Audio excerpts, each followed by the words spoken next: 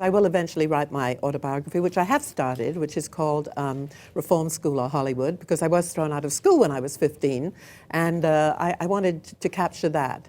But I open my book completely differently. I go, don't move blank or I'll blow your blanking head off, which was said to me by a nice robber in Beverly Hills with an Uzi in my face. You can tell 2 me inches from my nose. You can tell me the blanks. We're HuffPost Live. You can, okay, you can don't say the blanks. move, bitch, or I'll blow your fucking head off. So that was nice. I thought, okay, that's how I'm going to open my book.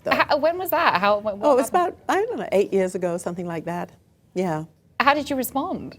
I responded like Lucky, because I was writing Lucky at the time, and I thought, screw you. I mean, you are so nasty and horrible, and you've got so much hate towards me, and I don't even know you. He had a full mask on. And I managed to get the car into reverse and take off and zoomed off.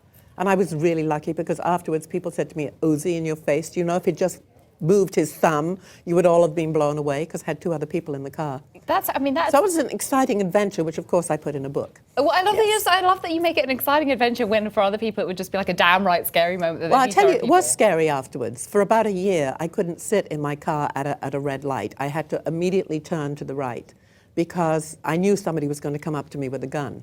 And for about a year that went on, and then I was fine. Gosh, that's quite terrifying. It is. It's not nice, because then you think about it after. You know, you escape, but after the fact, you think, oh my God, what could have happened? Yeah. I mean, what are your views on guns? I mean, obviously it was like a gun. It's a scary. I think if people should have them to protect themselves, because the criminals are going to get them anyway. So I think if you can have a gun, you should, if you want one. Do you have a gun? I do, yeah.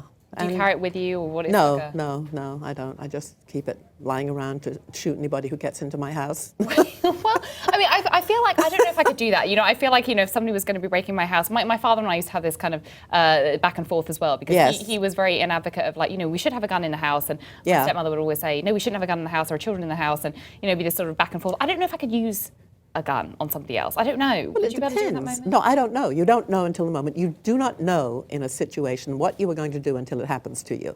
And that's what I say to people. You know, you say to people, be careful. They say, oh, nothing's ever going to happen to me.